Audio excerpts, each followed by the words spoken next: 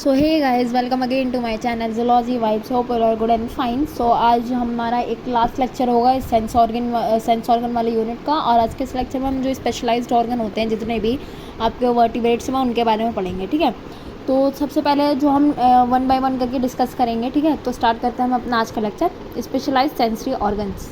Some sensory structures are considered to be so unique or so complex that they are called special sensory organ. For example, electroreceptors, lateral line system, pit organ, and system of for echolation. कुछ ऐसे organs होते हैं जो complex होते हैं, है ना, बहुत ज़्यादा कॉम्प्लेक्स होते हैं, और स्पेशल सेंसरी ऑर्गन होते हैं, मतलब किसी एक चीज़ के लिए स्पेशल होते हैं जो आपको किसी और वर्टिब्रेट्स में नहीं देखने को मिलता, वो ऐसे होते हैं।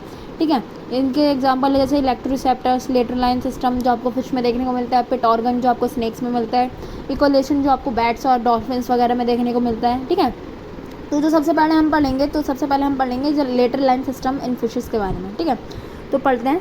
Lateral line system which is LLS भी कहते हैं इसे हम शॉर्ट फॉर्म में, is a sensory system which is basically system of tactile sense organ that is unique to aquatic vertebrates. It occurs in cyclostome fishes and amphibians but is not found in terrestrial vertebrates. ये जितने aquatic vertebrates आपको उनमें देखने को मिलता है क्योंकि वो वाटर में बैलेंस करने का काम आता है ना। वाटर में जो अपनी ओरिएंटेशन है, जो पोजीशन है, उसको मेंटेन करते हैं, तो वो लेटरल लाइन सिस्टम के थ्रू करते हैं। ठीक है, तो इसलिए आपको टेरेस्ट्रियल एनिमल्स में देखने को नहीं मिलता है। क्यों? क्योंकि हमारे पास तो वेस्टिबुला है और सेमीसर्कुलर कैनाल्स होते हैं, इनके पास ऐसा नहीं है।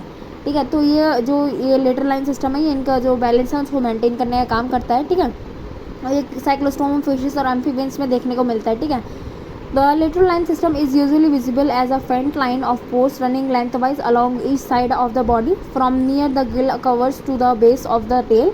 It is made up of series of mechanoreceptors called the neuromast or the lateral line organ.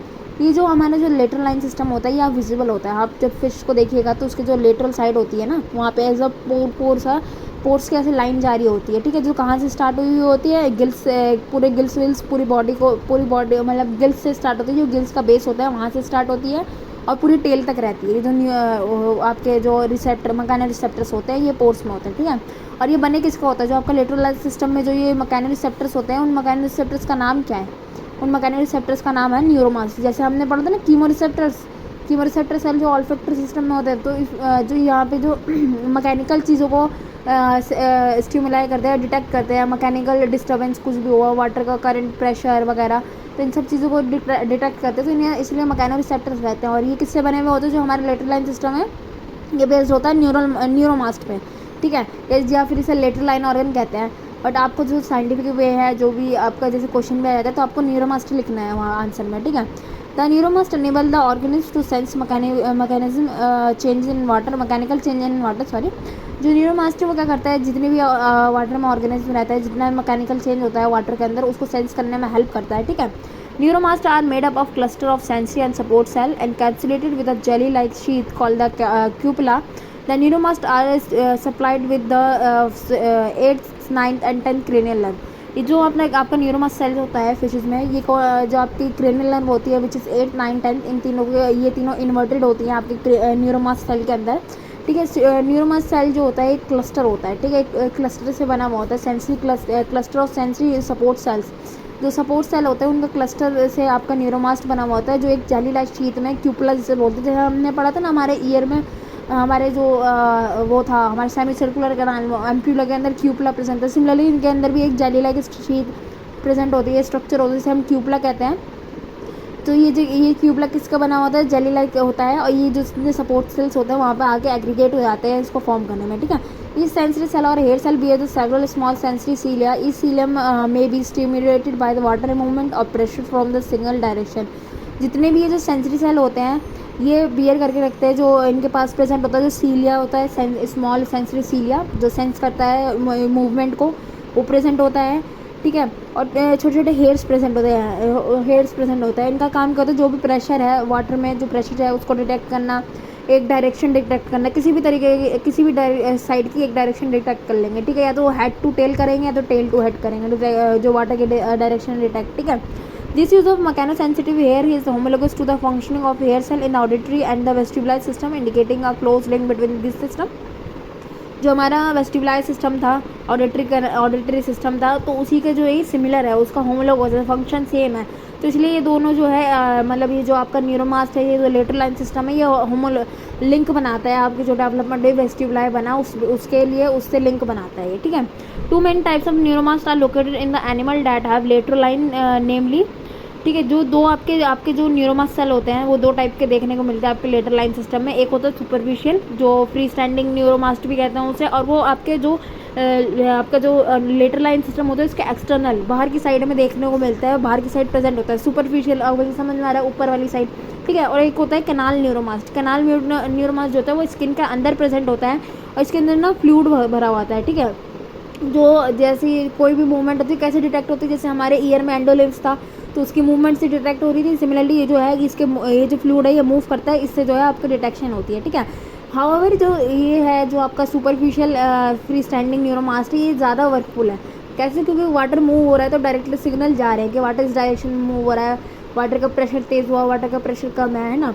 इसके अंदर क्या है आपका जो कैनाल न्यूरोमास्ट, इसके अंदर जो सिग्नल्स पहले जाएंगे, वाटर जो है पहले अंदर जाएगा, उसके बाद सिग्नल्स ट्रांसमिट होंगे। तो जो सुपरफिशियल न्यूरोमास्ट है वो ज़्यादा जल्दी वो डिटेक्ट करता है किसी भी मूवमेंट को, ठीक है।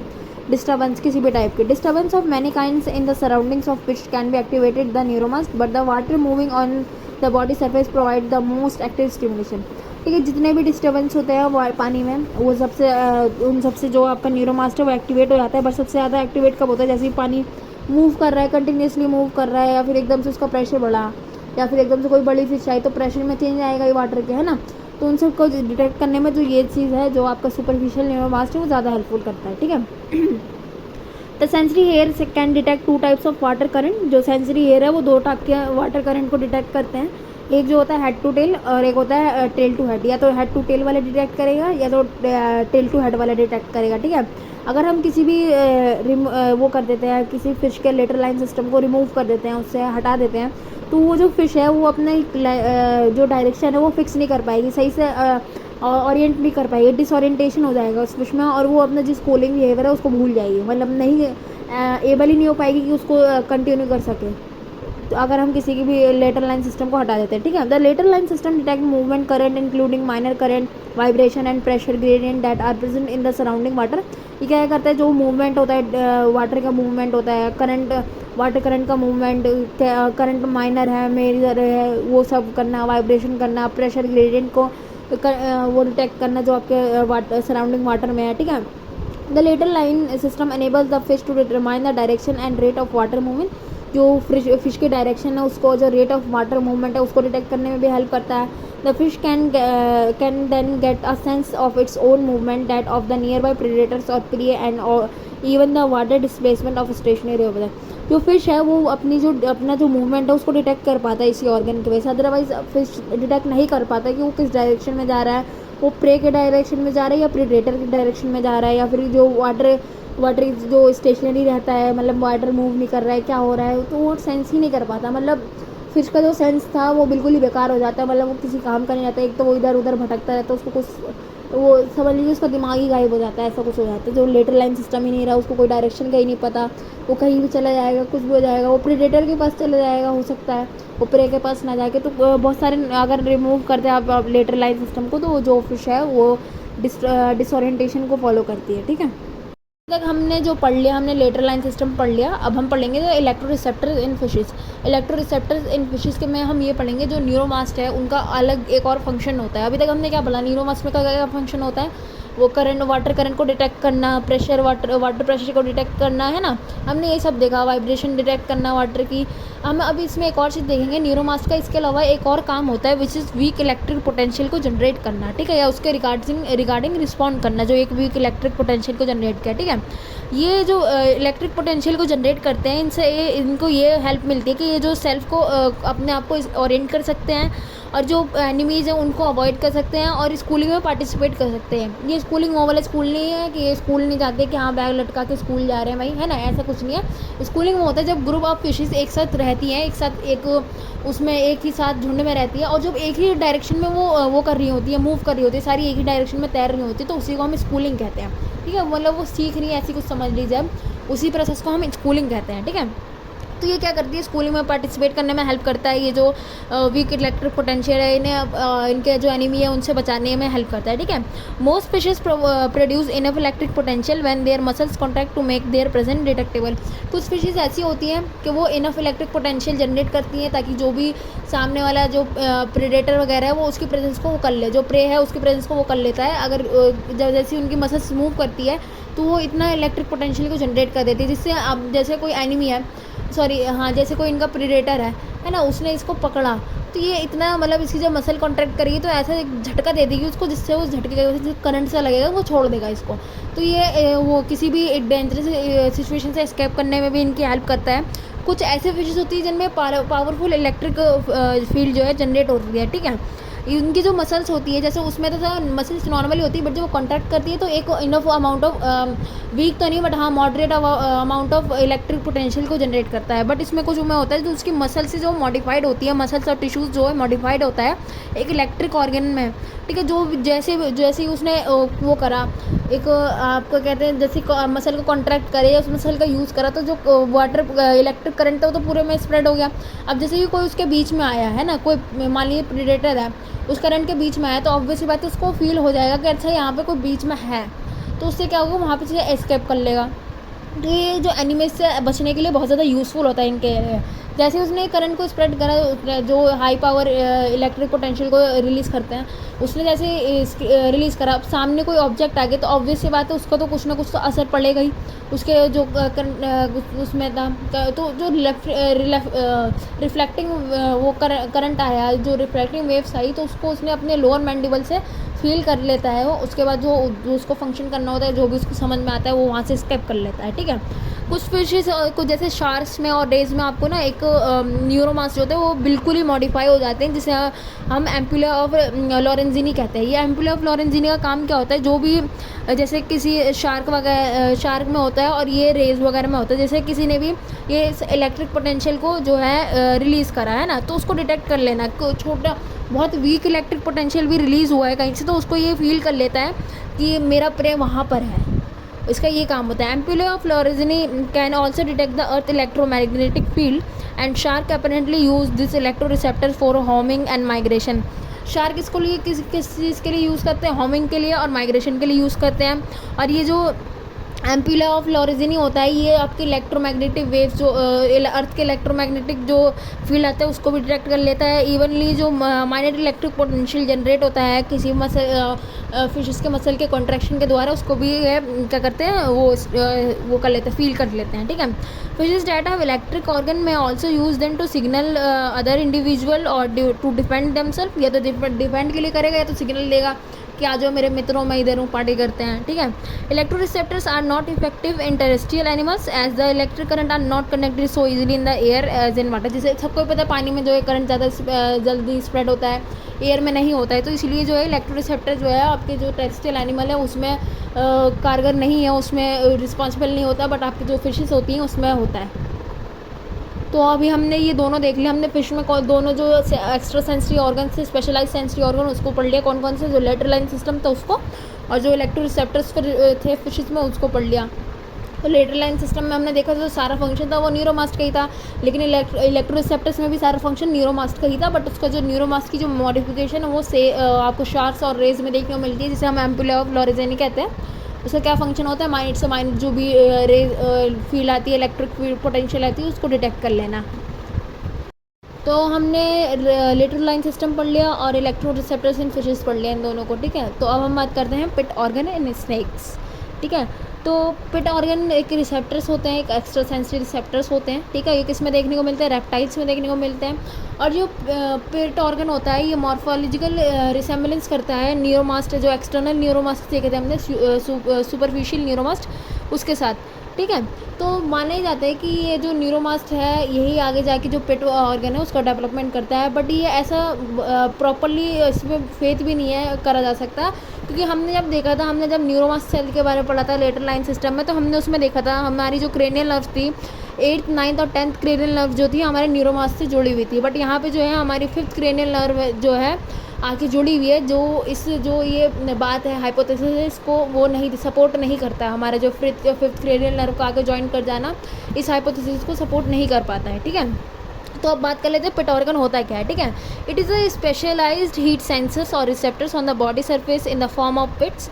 पिट्स open to the surface between the epidermal skill. ये जो एक स्पेशलाइज्ड हीट सेंसर्स ऑर्गन होते हैं जो हीट को सेंस करते हैं और जो बॉडी के सरफेस में प्रेजेंट होते हैं in the form of pit मतलब गड्ढे के फॉर्म में प्रेजेंट होते हैं ना, जो ग्रूव्स होते हैं ना उसके फॉर्म में प्रेजेंट होते हैं, ठीक है। ये कहाँ सरफेस में देखने को मिलते हैं। एपिडर्मल स्केल्स जो होती हैं आपके, जो पूरे स्नेक होते हैं उनकी पूरी बॉडी पे तो स्केल्स होता है, उन स्केल्स के बीच में देखने को आपको ये पिट्स मिलती है, ठीक है। ये जो पिट्स होती है इनकी जो एक नर्व कंटेन करते हैं बहुत सारी, जो नर्व क्या होती है एक साइड से फ्री होती है वो नर्व, ठीक है। एक फ्री नर्व एंडिंग होती है इनकी, जो ये पिट्स कंटेन करके रखते हैं, जो एक्साइटेड हो जाते हैं infrared radiation and information is transmitted to the optic rectum of the mid brain, ठीक है। ये जो है ये फिश बोल रही, जो स्नेक्स होते हैं इनका जो कंटेन करके रखते हैं free nerve ending of neurons, ठीक है। जो न्यूरॉन्स होते हैं उनका जो इनके पास रहता है फ्री नर्व एंडिंग होता है। जैसे इंफ्रारेज आके इनकी जो पिट्स पे हिट करती है ये एक्साइटेड हो जाते हैं, है ना। ये जो पूरा नर्व एंडिंग है ये एक्साइटेड हो जाता है, इसके जो स्टिमुलाई हो जाता है, जो स्टिमुलेट हो जाता है, उसके बाद जो सिग्नल्स है वो आपका ऑप्टिक टेक्टम, जो मिड ब्रेन का ऑप्टिक टेक्टम है वहाँ पे चला जाता है, ठीक है। तो हमारा जो स्नेक होता है वो आंखों से देखता नहीं है, बेसिकली वो हीट को ही सेंस करता है, ठीक है। उसको देखने के लिए जो लाइट के फोटॉन्स है वो हिट नहीं करते हैं, उसके बदले जो आपके जो इंफ्रारेड में जो वो होते हैं आपके वेव्स होते हैं, जो वो इलेक्ट्रॉन्स होते हैं वो आके हिट करते हैं, वो स्टिमुलेट करते हैं, ठीक है।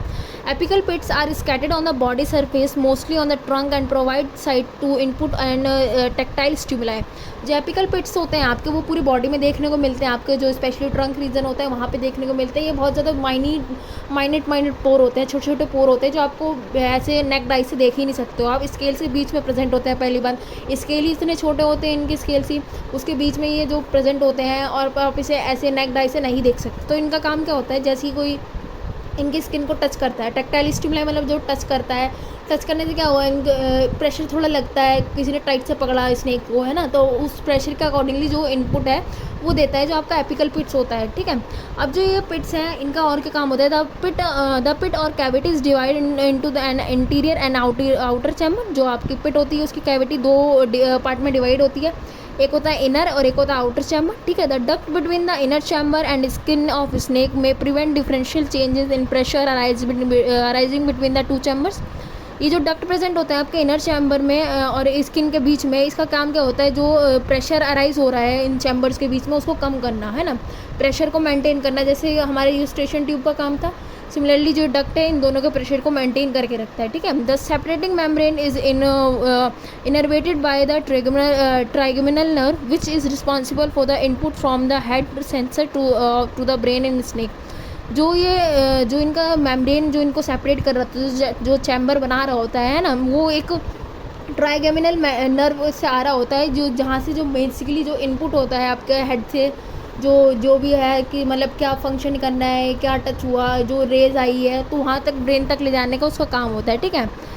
अब हमने देख लिया जो पिट के फंक्शंस थे उसके बारे में देख लिया, हम बात कर लेते हैं थोड़े पिट्स के बारे में, ठीक है। तो बेसिकली आपको जो दो टाइप के पिट्स देखने को मिलते हैं, एक होता है आपका जो बोआ में और पाइथन में प्रेजेंट होता है, जिसे हम लेबल पिट्स कहते हैं, ठीक है। और एक होता है आपका फेशियल या फिर लॉरियल पिट्स कहते हैं हम जिसे, ठीक है। तो लेबल पिट्स क्या होता है, लेबल पिट्स के पास सिमिलरली एक नर्व एंडिंग होती है जो फ्री नर्व एंडिंग होती है, और वो कहाँ पे प्रेजेंट होती है, आपके स्केल्स और लिप्स के बीच में प्रेजेंट होती है। जो ये आपका लेबल पिट है, इसलिए इसका नाम भी लेबल किस लिए, जो ये स्केल और लिप्स के बीच में है तो इसलिए इसका नाम लेबल पिट है। और इसकी जो नर्व एंडिंग है वो सिमिलरली फ्री नर्व एंडिंग होती है, और जो कहाँ पे प्रेजेंट होती है, जो पिट की बॉटम एरिया होता है ना वहाँ पे प्रेजेंट होती है। जैसे ये आपका पिट है ना, ये पूरा आपका ग्रूव है, ठीक है। तो ये जो नर्व एंडिंग है यहाँ पे लाई कर रही होगी, ये जो एंड दिख रहा है ना आपको यहाँ पे, ये आपका लेबल पिट में होता है, जो पिट के बॉटम में आपकी नर्व एंडिंग लाई कर रही होती है, ठीक है। ऑन द अदर हैंड जो लॉरियल पिट होता है वो कहाँ पे प्रेजेंट होता है, it is located posterior region of the loreal scale which is located between the external nares and the eye. ये जो लॉरियल स्केल है उसके पोस्टीरियर रीजन में देखा जाता है, और ये लॉरियल स्केल कहाँ देखने को मिलते हैं आपको, एक्सटर्नल लैरिस और आई के बीच में देखने को मिलते हैं, ठीक है। इसीलिए इसको हम लॉरियल पिट्स कहते हैं। ये लॉरियल पिट्स किस तरीके से लेबल पिट से डिफर करते हैं, इसलिए अलग होते हैं। जो इनका सेंसरी नर्व एंडिंग होता है वो पिट के एक थिन मेम्ब्रेन, पहली बात जो पिट के एक थिन मेम्ब्रेन होता है वहाँ पे प्रेजेंट होता है पूरा, है ना, जैसे ये है, ये आपका एक पिट है ना, तो सारी जो नर्व एंडिंग है वो एक थिन मेम्ब्रेन में प्रेजेंट होगी, है ना, यहाँ पे थिन मेम्ब्रेन में प्रेजेंट है। जैसे हमने लेबल पिट में पढ़ा था, इसकी जो पिट की जो एंडिंग होती है, यहाँ पे सारे जो सेल्स होते हैं वो प्रेजेंट होते हैं ना, जितने भी जो फ्री सेंसरी नर्व थे वो यहाँ पे प्रेजेंट होते हैं, बट इसमें नहीं होता। इसमें जो सारे नर्व होते हैं हाफ एंडिंग में प्रेजेंट होते हैं। जैसे ये पूरा पिट है ना, तो इसका हाफ ऊपर से छोड़िए, हाफ नीचे से छोड़िए, यहाँ पे सारे जो सेल्स हैं, जो सेंसरी नर्व सेल्स है, वो यहाँ पे प्रेजेंट होते हैं, ना कि बॉटम पे, ठीक है। और ये आपको किस में देखने को मिलता है, जो आपको लेबियल पिट है वो आपको पाइथन्स में देखने को मिलते हैं, और ये जो आपको देखने को मिलते हैं पिट वाइपर स्नेक वगैरह जो फैमिली।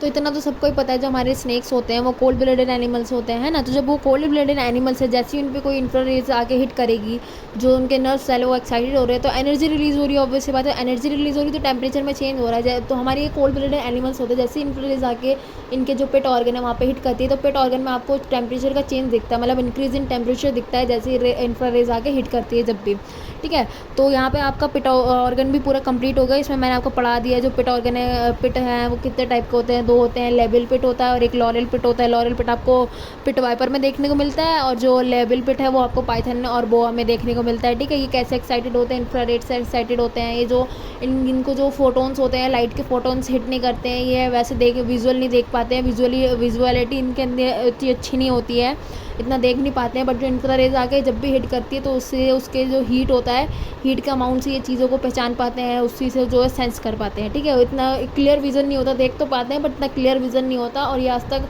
इतना मतलब अभी तक पूरा प्रूव भी नहीं हो पाया है कि स्नेक्स का ब्लैक एंड वाइट विज़न है या कलर्ड विज़न है, वो देख ही नहीं पाते हैं, अभी तक इतना साइंटिफिकली भी प्रूव नहीं हो पाया है, ठीक है। तो यहाँ तक हमारा पिट ऑर्गन भी जो है वो कंप्लीट हो गया है। तो हमने पढ़ लिया पिट ऑर्गन के बारे में, ठीक है। तो अब हम पढ़ेंगे, जो बात करेंगे इकोलेशंस की, ठीक है। तो स्टार्ट करते हैं। Echolocation is a technique used by bats and dolphins and other animals to determine the location of the object. जो इकोलेशन एक ऐसा प्रोसेस है, एक ऐसी टेक्निक है जो डॉल्फिन, बैट्स और अदर कुछ मैमल्स और भी होते हैं जो यूज़ करते हैं। किस लिए यूज़ करते हैं इसको, किसी भी जो ऑब्जेक्ट है उसको डिटेक्ट करने के लिए, उसकी लोकेशन, उसका कितने दूरी पे या डिस्टेंस को लोकेट करने के लिए, ठीक है। और एक ये जो फिनोमेना है, इनको एक नेविगेशन देता है। जैसे आप नेविगेटर पता है ना, जो रास्ता बताते हैं, तो ये जो इकोलेशन है इनके लिए एक नेविगेटर्स है जो इनको वो करता है, जो इनके जो भी मतलब जो लोकेशन है, जो रास्ता है वो दिखाने का काम करता है, ठीक है। इवन यू कैन आप ये समझ सकते हैं कि जो ये सुनते हैं, जो भी चीज़ें देखते हैं, ये अपनी आंखों से नहीं देखते, ये अपने कानों से देखते हैं, आप ये भी समझ सकते हैं इस चीज़ को। और ये कहा जाता है कि जो आपके बैट्स होते हैं वो अपने कानों से देखते हैं, ना कि आँखों से, ठीक है। तो पहले हम बैट्स के बारे में पढ़ेंगे, उसके बाद हम डॉल्फिन के बारे में पढ़ेंगे, ठीक है। Of 900 known species of bats, more than half rely echolocation to detect the obstacle in the flight and finding food, ठीक है। टोटल 900 जो है बैट्स की स्पीशीज है, इसमें आधे से ज़्यादा जो है इकोलेशन प्रोड्यूस करते हैं किसी भी ऑब्स्टेकल को डिटेक्ट करने के लिए, फूड को फाइंड करने के लिए, ठीक है। Echolocation along with the morphological and physiological adaptation allow bat to see through the sound.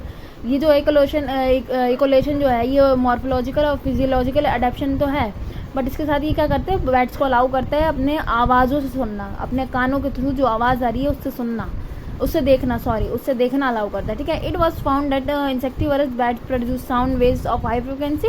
जो इंसेक्टिवर्स बैट्स होते हैं उनकी जो इको की फ्रिक्वेंसी होती है वो बहुत ज़्यादा हाई होती है, जो हम हियर नहीं करते, which is inaudible to us to hear, ठीक है। The human ear can not perceive the sound, human ear sound को परसीव नहीं कर सकते, बट जो कुछ बैट्स ऐसे होते हैं जो साउंड निकालते हैं वो क्लिकिंग ऑफ साउंड, जैसे हम कहते हैं ना क्लिक करते हैं जो अपने टंग को, तो इससे जो प्रोड्यूस करते हैं, तो इस ऑडिबल जो इस चीज़ की जो रेंज होती है, इसकी फ्रिक्वेंसी बहुत कम होती है, ये हम सुन सकते हैं, ये ऑडिबल होता है हमें, लेकिन हर किसी की क्लिकिंग ऑफ टंग का हम नहीं सुन सकते हैं, ठीक है। The bats perceive object by emitting sound waves that are reflected by the object as echoes and are detected by the fat ears. The echoes return to the ears at different times and different location. जो bat है वो emit करती है sound waves को, जो reflect होकर वापस आता है, ठीक है। और जो रिफ्लेक्शन के बाद जो वापस आया, जो साउंड वेव आया है ना, जो इको बन के वापस आया, तो वो उसका जो डिस्टेंस था, उसका आने का टाइम ये डिटरमाइन करता है कि जो ऑब्जेक्ट था वो कितनी ज़्यादा दूरी पे था, उसकी दूरी कितनी थी वो इससे पता चलती है, ठीक है। In general echolocation calls are describe by the frequency, the intensity in decibels and duration in millisecond. जो आपकी जो फ्रिक्वेंसी होती है, इक्वेलेशन होता है उस वो फ्रीक्वेंसी के थ्रू डिटरमाइन किया जाता है। मतलब जो भी आपका इक्वेलेशन है उसको उसके जो कॉल्स होते हैं, जी इक्वेलेशन को हम कॉल्स कहते हैं, जो आपके बैट्स जो एक दूसरे को सिग्नल्स देने के लिए या कुछ किसी भी चीज़ के लिए कॉल्स करते हैं, ठीक है, वो डिस्क्राइब किए जाते हैं फ्रीक्वेंसी के थ्रू। फ्रीक्वेंसी में जो इंटेंसिटी होती है वो डेसिबल में काउंट की जाती है, मेजर की जाती है, और जो ड्यूरेशन होता है मिली सेकेंड में करा जाता है, ठीक है। The pitch of calls are produce with the both constant frequencies and varying frequency that the modulated, ठीक है। जो जिसकी फ्रिक्वेंसी कांस्टेंट होती है उसे सी एफ कहते हैं, और जिसकी माउल्टेड रहती है उसे हम आपका एफ एम कहते हैं। तो जो आपका सी एफ होता है वो क्या करता है, वो सेंसिटिव है, बहुत ज़्यादा सेंसिटिव है एक स्मॉल रेंज ऑफ फ्रिक्वेंसी के लिए, है ना। जो छोटी रेंज ऑफ फ्रिक्वेंसी है उसके लिए सेंसिटिव है, उसकी जो रेंज फ्रिक्वेंसी की रेंज होती है वो बहुत ज़्यादा होती है, ठीक है, लिमिटेड नहीं होती, बहुत ज़्यादा होती है। इसका अपोजिट जो आपका एफ एम होता है वो सेंसिटिव होता है वास्ट रेंज ऑफ फ्रिक्वेंसी के लिए, ठीक है। जो आपका एफ एम है वो सेंसिटिव होता है वास्ट रेंज ऑफ फ्रिक्वेंसी के लिए। तो आपका जो एफ एम है उसकी जो फ्रिक्वेंसी होती है बहुत ज़्यादा हाई होती है एज़ कम्पेयर टू आपकी जो फ्रिक्वेंसी है एफ एम की, ठीक है। C F components were found to be use for prey detection and identification. जो आपका सी एफ जो प्रोड्यूस करते ही हैं उसका जो उसकी जो फ्रिक्वेंसी जिसकी हाई होती है तो इसलिए प्रोड्यूस करते हैं, उससे इन्हें आपकी जो प्रे है उसका वो कहाँ पर है उसका जो डिटेक्शन है वो पता चलता है, और आइडेंटिफिकेशन पता चलता है कि प्रे जो है वो बड़ा है, कहीं ऐसा तो नहीं भाई वो बैट्स हैं और वो कोई बड़ी सी चील को जा रहे हैं भाई वो एक प्रे समझ के। तो इन सब से प्रिवेंट करने के लिए जो सी एफ है वो आइडेंटिफाई करता है, ठीक है। ऑन दी अदर जो आपका एफ एम होता है वो बहुत ज़्यादा वाइड वो करता है, डिस्क्राइब करता है जो भी आपका प्रे होता है उसके बारे में, ठीक है। ये करता है जो भी डिस्टेंस और इन्फॉर्मेशन है उसके बारे में बता देता है, आपका साइज़ बता देता है, रेंज बता देता है, पोजीशन बता देता है, और जो आपका प्रे है वो किस डायरेक्शन में जा रहा है, कितनी स्पीड से मूव हो रहा है उसके बारे में भी आपको जो ये एफएम है वो बता देता है, ठीक है। The ears and brain of bats are adapted for the echolocation that is the sound emitted and echoes they receive. जो ईयर्स और ब्रेन होता है बैट्स का वो बहुत अच्छे से इक्वेलेशन के लिए डेवलप होता है, जिससे जो भी ये साउंड है वो एमिट कर देते हैं और जो इकोज है उसे रिसीव कर लेते हैं, ठीक है। तो इनकी जो फ्रीक्वेंसी इतनी हाई होती है तो ये खुद भी कैरी नहीं कर पाते हैं इसके लिए, जब ये साउंड को एमिट कर रहे होते हैं, है ना। जब ये जिस साउंड को एमिट कर रहे होते हैं जो इनके जो एक मसल्स होता है मिडल ईयर में जिसे स्टेपिडिस कहते हैं। स्टेपिडिस क्या होता है, वो मसल्स कॉन्ट्रैक्ट कर जाता है जिससे आपके जो 3 ऑसिकल्स प्रेजेंट होते हैं इनके मिडल ईयर में वो आपस में वो सेपरेट हो जाते हैं एक दूसरे से। जो मेलस इनका स्टेपिस होता है वो तीनों आपस में सेपरेट हो जाता है, अलग हो जाते हैं, जिससे जब ये साउंड को रिलीज़ करते हैं एमिट करते हैं तो वो साउंड इनको सुनाई नहीं देती, ठीक है। बट जैसे ही जो इको आने वाला होता है उस दौरान ये जो मसल्स है स्टेपिडियस मसल्स होता है ये रिलैक्स हो जाता है, वापस से जो आपके जो 3 ऑसिकल्स है वो आपस में जुड़ जाते हैं एक दूसरे से, और उसके बाद जो इकोज है उसको इको को ये रिसीव कर लेते हैं, उसके बाद जो भी डिटेक्शन है उसको अपने ब्रेन के अकॉर्डिंगली उसका फंक्शन करते हैं, ठीक है।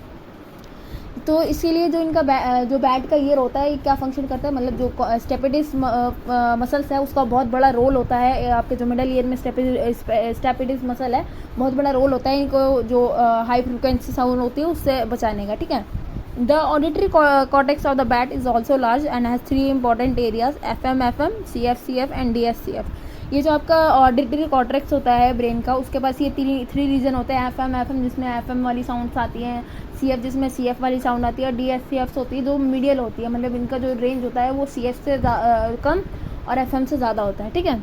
अब देखते हैं जो बैट्स है वो अल्ट्रासोनिक जो साउंड्स निकालते हैं, जो इक्वेलेशन के लिए जो साउंड्स निकालते हैं वो कैसे निकालते हैं, बहुत अलग अलग तरीके से निकालते हैं, ठीक है। Most bats produce very short sound impulses each lasting only approximately 1 to 2 milliseconds. बहुत से बैट्स ऐसे होते हैं जो बहुत छोटी सी साउंड वेव्स निकालते हैं जो अप्रोक्सीमेटली कितने मिली सेकेंड्स तक रहती है, 1 to 2 मिली सेकेंड्स भी नहीं मिली सेकेंड्स तक, ठीक है। ये जो अल्ट्रासोनिक वेव्स होती है ये जो इनके लैरिंग्स है वहाँ से निकाली जाती है, लैरिंग से प्रोड्यूस करवाई जाती है, और इनका जो माउथ होता है इसमें वो स्लाइटली ओपन होता है, लैरिंग से आवाज़ निकाली जाती है और माउथ स्लाइटली ओपन होता है। ये जो आवाज़ होती है इसकी फ्रिक्वेंसी ज़्यादा हाई नहीं होती है और ये बहुत कम टाइम के लिए ही गूंजती है, ठीक है। The cave-dwelling mammals of the genus Roteus orient themselves with the help of large eyes. When sufficient light is available, in total darkness, they can produce ultrasonic cries and use them as a echo. जो आपके केव dwelling members होते हैं ना तो ये क्या करते हैं, ये अपनी आंखों से देख लेते हैं जब सफिशिएंट लाइट होती है, जैसे दिन में है सफिशिएंट लाइट इसकी आंखों में आ रही है तो ये देख सकते हैं, बट जैसे ही बिल्कुल डार्क हो जाता है अंधेरा हो जाता है तो वहाँ पे ये क्राइज करते हैं ना, ये अपने जो रोना शुरू करते हैं, जो साउंड उनके रोने में जो साउंड निकलता है उसको ये एज अ इको की तरह उस जो रिफ्लेक्टेड साउंड आती है उसको इको की तरह लेते हैं, और जो भी चीज़ है ऑब्स्टेकल का डायरेक्शन वगैरह वो डिटेक्ट करते हैं, ठीक है। जो आपके ये जो साउंड निकालते हैं कैसे निकालते हैं, ये जो क्राइज करते हैं ये भी क्लिकिंग ऑफ टंग से करते हैं। मैंने बताया था ना आपको, टंग को क्लिक करके ही आपके निकालती है, लैरिंग्स आई हुई आवाज़ नहीं होती है, ठीक है।